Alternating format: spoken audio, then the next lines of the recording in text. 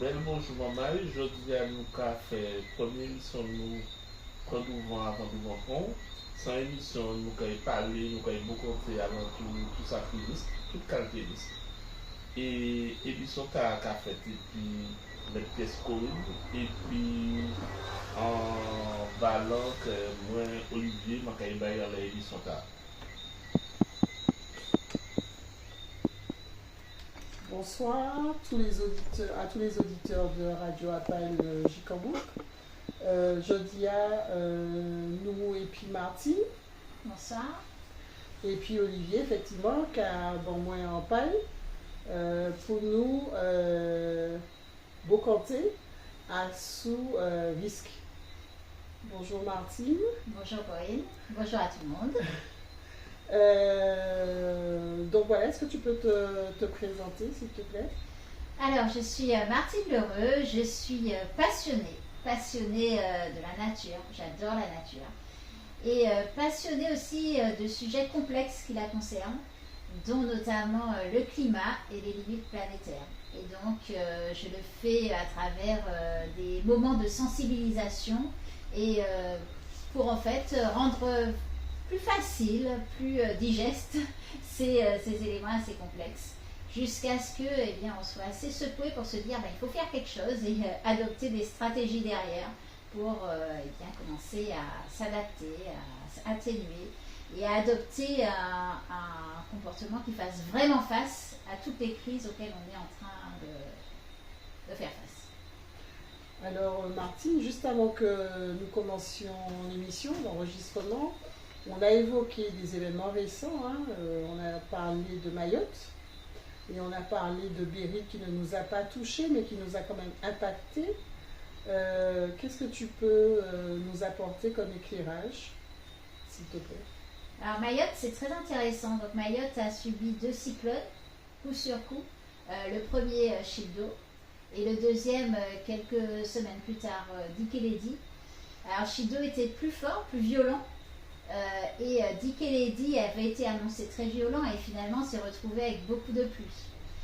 Et le deuxième s'est servi de projectiles, d'éléments laissés par le premier, de dégâts en fait, de tous les dégâts qui avaient été créés par Childo qui n'avaient pas été ramassés, sont venus aggraver largement la puissance de Dikeledi, enfin les dégâts portés par Dikeledi, notamment par exemple les grosses pluies, elles ne pouvaient pas s'évacuer parce que des macro-déchets, des très très gros déchets, bloquaient des embouchures. Et du coup, ça est venu aggraver des inondations dans les villages. Et voilà comment en fait un deuxième cyclone, et ça on l'a bien vu, même je me souviens les Hélène et Milton, les cyclones pendant les grandes vacances qui ont touché la Floride, ça a été la même chose. Les deuxièmes sont venus se servir des dégâts du premier et aggraver. Et c'est ce qu'on appelle aussi la théorie du boxeur, c'est que des fois, en fait, on peut se relever de 1 si on est préparé, mais lorsqu'on en prend trop coup sur coup, ça devient très difficile, beaucoup plus difficile, et ça se dégrade, quoi. Je pense aussi à Cuba, par exemple, qui pendant les vacances a subi 3 cyclones. Donc il y avait Hélène, il y avait Oscar et il y avait il y a eu 2 tremblements de terre et derrière 2 grosses ondes tropicales. Et tout ça en un temps très limité, c'est à peu près un mois. Donc en fait ça fait énormément de choses et pour se remettre de ça, il faut vraiment, premièrement l'avoir vraiment anticipé, être très réactif et avoir une population qui formidable. Face à ça, parce que l'objectif de l'émission, c'est de ne pas me compter pour nous savoir qui ça nous peut faire dans la matière. L'année 2025, nous avons mis un certain nombre de phénomènes naturels chez nous. En 2007, nous avons dit, le dernier épisode climatique sérieux de notre vie, c'était 2007. Qui ça nous peut faire actuellement? Qui organisation nous peut faire? Déjà, on va être en premier niveau, c'est niveau la famille. Au niveau famille, nous, qui ça nous peut faire? À part, on va parler pour action, à part plaigner, à part volonté, qui ça nous peut faire concrètement? c'est que le premier bagaille, c'est on nous prend compte que bagaille a changé. Et qu'a changé en l'eau et qu'a changé très vite. Gabal dit événements exceptionnels comme cyclone. Mais c'est pas ça seulement. C'est aussi un quotidien. Tous les jours sont différents. Tous les jours, la température, il fait de plus en plus chaud. La température augmente. Tous les jours, le volume de pluie, le risque que l'on reçoive beaucoup de pluie à l'endroit où on est, augmente. Et ne serait-ce que ça, le fait qu'on ait plus d'eau ou qu'on ait des températures plus importantes, ça dégrade, ça abîme notre quotidien au jour le jour. Ça abîme notre manière de vivre, notre manière de fonctionner, ça abîme le vivant, ça abîme nos plantes, ça abîme notre santé.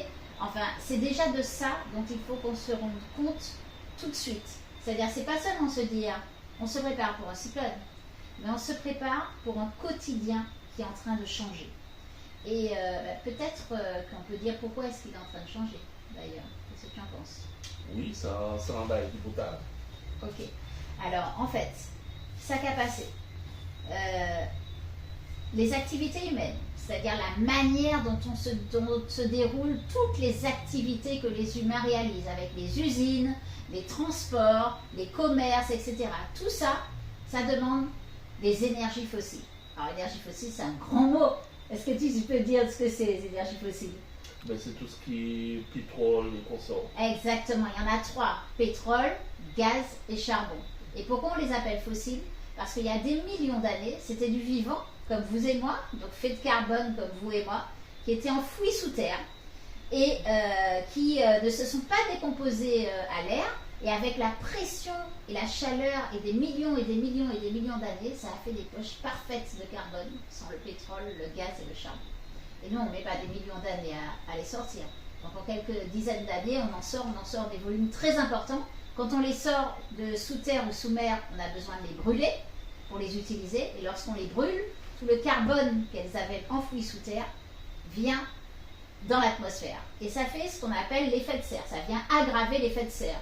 Donc l'effet de serre, qui est d'abord parfaitement naturel, c'est ce qui a permis l'émergence de la vie, ça vient l'aggraver, c'est-à-dire que ça vient rajouter des gaz à effet de serre. Alors pour se rendre compte de ce que c'est un gaz à effet de serre, est-ce que tu vois, quand tu entres dans ta voiture, et puis qu'il fait très chaud, tu laisses ta voiture garée en plein soleil, il fait très très très chaud, ok, tu rentres dedans. Tu vois un petit peu comment ça réagit et comment la chaleur t'envahit d'un coup. Et tu te sens pas très bien. Ben, c'est ça l'effet de serre. Donc il fait bien, je ne sais pas si tu as peut-être une autre image encore plus parlante. Ben, l'effet de serre, je connais dans mon domaine en agriculture, c'est-à-dire que quand tu travailles sur une serre fermée, à partir de 10 h du matin, c'est invivable et personne ne peut travailler. Parce que la chaleur va se concentrer sur la serre, que même l'irrigation, la brumisation ne va pas réussir en fait, à rafraîchir le tout, et que l'être humain n'arrivera à travailler dans ces conditions-là.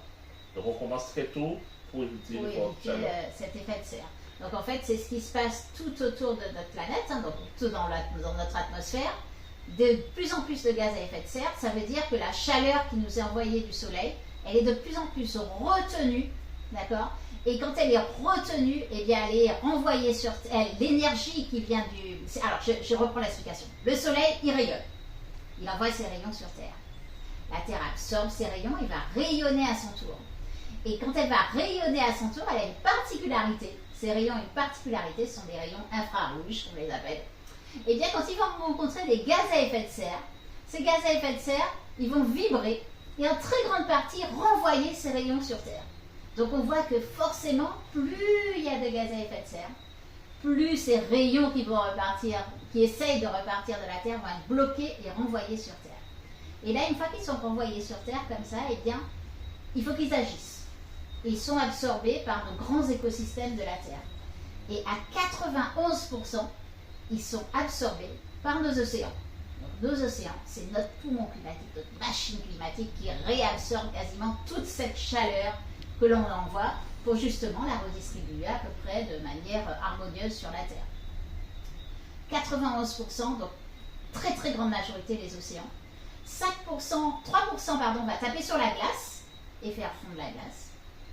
5% va taper sur nos sols. Donc ça aura plusieurs problèmes parce que ça va venir assécher le sol. Donc tout ce qui pousse au sol, tout le vivant au sol eh bien c'est asséché, il ne va plus pouvoir tirer autant d'eau, mais aussi tout ce que nous, on a posé comme infrastructure au sol, ça va avoir tendance à se fissurer, tu sais, quand le sol s'assèche. Et il reste un tout petit pourcent de l'énergie qui reste piégée sur Terre. C'est notre propre ressenti du changement climatique. Lorsqu'on dit, mais il a fait chaud, et bien c'est ça, c'est l'augmentation de la température, c'est juste un tout petit pourcent de cette augmentation, de cette énergie qui reste piégée sur Terre. Et de là, il y a deux phénomènes qui se passent. On a dit que l'océan absorbe 90%, 91%. Qu'est-ce qui se passe? Ben, il chauffe. Et quand il chauffe, quand l'eau chauffe, elle prend plus de place, elle se dilate, on dit. Et bien donc, ça fait monter les eaux. Ça couplé à la glace qui fond, ça fait monter les eaux. Et derrière, on a donc un océan qui est plus chaud, et on a dit qu'on a une atmosphère qui est plus chaude. Donc si tu visualises, lorsqu'il fait plus chaud, comment on parle du cycle de l'eau, hein, c'est-à-dire que l'eau elle est en cycle, hein, c'est la même eau qui fonctionne, l'eau elle part des océans, elle s'évapore, elle monte, elle forme les nuages et ensuite elle retombe tranquillement. Mais ce qui se passe là, c'est que il y a de plus en plus, comme l'air est plus chaud et l'eau est plus chaude, il y a de plus en plus de gouttelettes d'eau qui s'enlèvent des océans. Donc notre air, il est de plus en plus chargé en eau. Ben, du coup, quand l'eau va tomber, elle va avoir tendance à tomber beaucoup plus fort, beaucoup plus dru et souvent beaucoup plus localisée. Et derrière, eh bien, comme l'eau est en cycle, ça veut dire qu'il y a des endroits où il faut faire beaucoup plus sec que d'habitude, avec des sécheresses plus intenses, plus dures. Et quasiment tous les territoires de la planète connaissent les deux phénomènes. À la fois des pluies très très denses, alors on dit que pour 1 degré, c'est en moyenne 7% de vapeur d'eau en plus dans le monde, donc plus certainement en zone tropicale, et beaucoup plus donc de pluie et beaucoup plus de sécheresse, des sécheresses plus intenses et plus longues. Et c'est ce qu'on connaît, et ça, on voit que ce sont des phénomènes qu'on arrive qui sont moins bien prévisibles qu'avant. Et qu'on arrive moins à dimensionner à la fois dans le temps et dans le volume, notamment pour l'eau. Alors, avant de passer au pouvoir, je vais revenir avec Oui, question moyenne. tout à fait. Ça, c'est une belle explication. Parce que je vais poser un autre moment. C'est-à-dire, les gens qui ça, on va dire, je vais bien prendre conscience qui est la grave et que faut que nous mettions la règle pour nous ranger tout ça qui va pas. Bon, mais on dit ça, on peut dire rien. À niveau familial, qui ça nous peut faire, dans la vie tous les jours, qui ça nous peut faire, puisque ni parole colibri qui a dit que la forêt a brûlé, mais si chaque colibri continue de l'eau avec les nageurs et des filles, ni en l'air, si toutes les autres fait ça, si toutes les animaux font ça, on va arriver à être différent. Donc moi, cette question, c'est dans ce stade. C'est-à-dire, qui ça nous peut faire à titre individuel pour nous arriver au moins ralentir le phénomène de changement climatique là? Alors, manquer répondre, mais manquer dit d'abord qui ça nous peut faire pour nous adapter comme nous, avant d'essayer ralentir bagaille là. C'est-à-dire que, vous avez compris, il y a un problème d'eau. Soit on en a trop, soit on n'en a pas assez. Okay? Et quoi qu'il en soit, on ne sait pas vivre avec trop d'eau. Et on ne sait pas vivre avec pas assez d'eau. On ne sait pas bien faire ça. Et nos institutions ne savent pas bien faire ça. C'est-à-dire que l'eau, toutes les usines d'eau, à la fois quand il n'y a pas assez et à la fois quand il y en a trop, elles dysfonctionnent. D'accord? Donc elles ne nous emmènent plus d'eau. Donc la première des choses, c'est essayer d'être plus résilient en eau. Plus résilient en eau, c'est avoir des citernes chez soi, donc qui récoltent l'eau de pluie, mais aussi avoir un filtre. Donc un filtre, moi je suis pour le low-tech. Hein. Le low-tech, c'est-à-dire il va fonctionner sans électricité. Okay? Tu as 2 filtres, tu as du charbon actif et tu passes dans un, ça coule et ça arrive dans l'autre. Donc des choses très simples. D'ailleurs, il y a des jeunes qui font ça, Madino, qui font ça au lycée Trinité, qui sont super. Il faut vraiment aller voir ce qu'ils font. Mais bon, sinon, il y a plusieurs autres solutions. Ça, il faut vraiment avoir ça. Mais il faut avoir ça à son niveau. On ne peut pas être résilient tout seul. Hein. C'est-à-dire que si on est en bas et qu'on est toute bagaille, si ton voisin n'a pas la même chose, il ne va pas te regarder bien gentiment. Si tous les voisins n'ont pas la même chose, ils ne vont pas te regarder bien gentiment quand il y aura un problème. D'accord? Donc il faut aussi entraîner tes voisins à s'équiper. Sillonner. Mais il faut être, il faut les inciter. Il faut être incitatif et montrer l'exemple et leur expliquer pourquoi tu fais ça. Et entraîner tout le monde à le faire. Ok? Donc ça, l'eau de pluie, la citerne, le filtre et aussi remettre le cycle de l'eau en place. Remettre le cycle de l'eau en place, c'est-à-dire tu avais une mare, remets ta mare. Il y a une mare dans ton quartier, participe à réhabiliter ta mare. Ton quartier, pareil, il faut filtrer. Il faut avoir un système de filtration un peu plus important et un système de citerne un peu plus important pour que ceux qui ne peuvent pas le faire à l'échelle de leur maison parce que la louer, le propriétaire l'a pas allé ou bien l'autre bagaille, ils puissent aussi trouver de l'eau. Ce serait pas juste qu'il n'en ait pas. Donc il y a aussi des endroits qui soient collectifs où on puisse trouver cette eau. Ni des bagailles, hein, de l'eau et manger. De l'eau, manger d'homme. D'eau, manger. Donc manger, je pense que là tu vas être plus fructueux que moi pour ça. Alors, là normalement c'est le travail, non, ça. Mais justement, dans la préparation en famille, en moment qui je dis qu'à prendre conscience qu'à côté l'émission, qu'à côté tout ça nous a dit effectivement ça pour talent. Vers qui nous n'y peut aller pour prendre information ta. Parce que bon, moi et puis d'autres moments, nous avons travaillé en tout partie alimentation, qu'on y dit docteur qui a parlé d'alimentation, de diététicien, etc. Donc l'alimentation, souvent oui, ça, Martinique, je dis, est suffisamment professionnel pour boire un fort. Mais en ce qui concerne les risques, par exemple, préparation, on parle de l'eau, on parle de citerne, qui m'en est en particulier qu'a fait aujourd'hui, parce que c'est ça en fait qui est important. Qui m'en est en particulier, côté il peut aller, vers qui nous peut tourner, est-ce que nous des associations qui travaillent ça, est-ce que les autorités qui travaillent ça, qui nous peut organiser pour nous dans tout ça?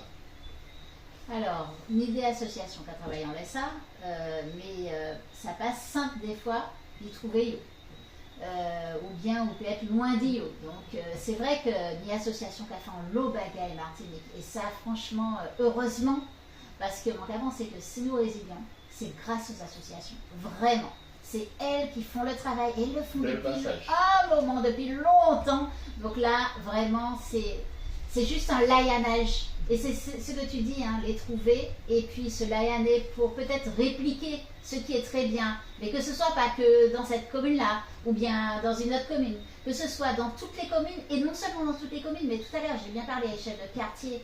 C'est-à-dire qu'à échelle de quartier, on puisse arriver à répliquer les choses. Alors, mon a pensé en bas, mon a validé et puis sans mon rappeler pendant une capacité, tant mieux. Est-ce que nous parlons en annuel au fait?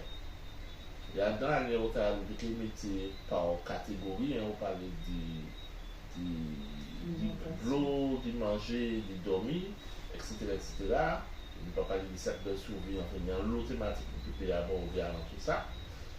Pour un moment qui a envie d'informer former quoi, peut ça côté pour y aller. Parce qu'encore une fois, les rois dans qu'on nous ou qu'on milite pour ces bagailles-là, ou ça va à peu près vers qui nous tourne corps. Malheureusement, tout le monde n'est pas forcément intéressé par ces bagailles-là. Il faut que ça qui a envie de une curiosité des côtés pour y aller.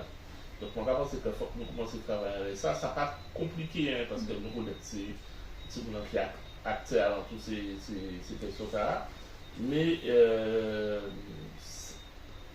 avant tout, on n'a pas barré nous. Et pour nous prendre le vent avant de comprendre nous, c'est important qu'il nous fait travailler ça pour talent.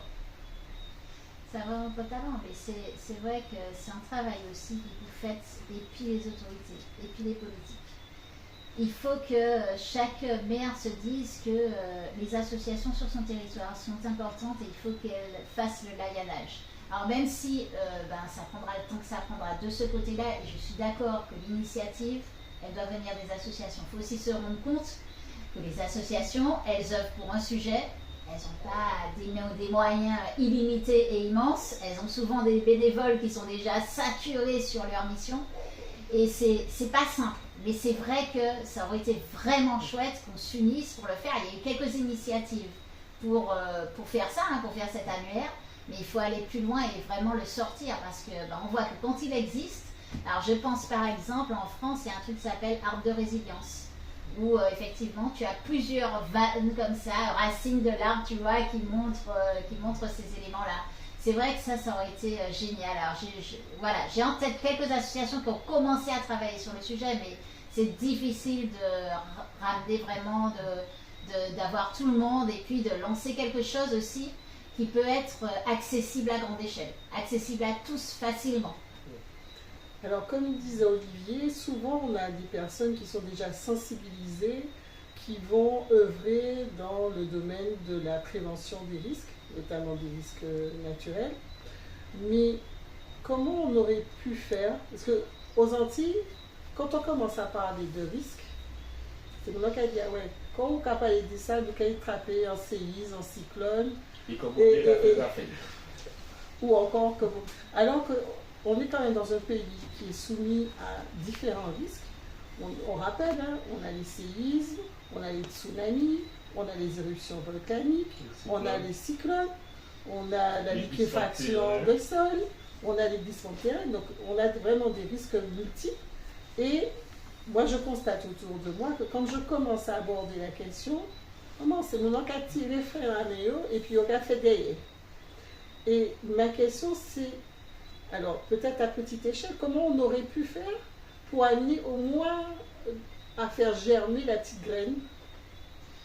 Alors, je vais répondre par plusieurs phases. On a un outil, nous, qui nous permet en fait de faire prendre qu'on aime bien utiliser pour que les personnes prennent conscience et que ça déclenche vraiment quelque chose de fort chez eux. Et c'est la fresque du climat.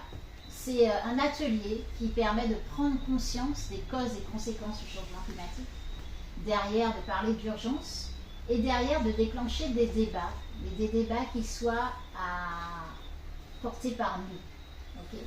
On est très attentifs, nous, quand on intervient à dire s'il y avait une solution, tout le monde les a fait. Okay. Donc, pas ni en cette solution, parce qu'il y a l'autre problème. Et de toute façon, la nature, elle ne connaît pas un problème, une solution, ça n'existe pas. Et il faut qu'on se penche sur ça et que nous, on soit moteur de chercher ce que nous, on a envie de faire une fois qu'on a pris conscience de l'ensemble des éléments pour porter justement notre voix au débat. Et ça, c'est vraiment très, très important. Donc, on a cet atelier-là qui nous permet d'essayer de déclencher, parce que quand même, c'est ce dont tu parles, c'est la Saint Graal. C'est-à-dire que tout le monde actuellement se demande, mais comment est-ce qu'il faut parler aux personnes pour qu'elles se rendent compte qu'il y a ça. Parce que la connaissance, on l'a, elle est là. Toute la science, elle est là, et tout ce qu'on a à chercher est là. Il y a peut-être des choses qu'on ne connaît pas, mais on en connaît suffisamment pour savoir que, franchement, c'est super grave. Et que derrière, ça n'amène pas une vie pleine de bonheur et pleine de sérénité, ni de sobriété.